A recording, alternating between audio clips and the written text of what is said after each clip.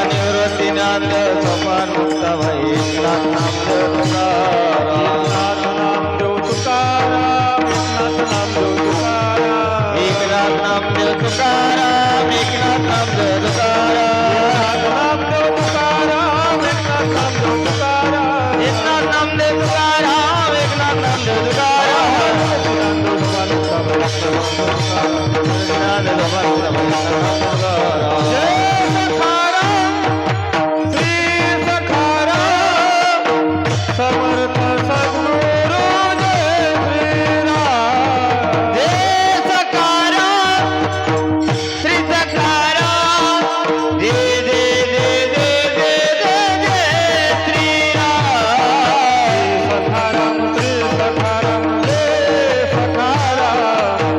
समर्थ सद्गुरु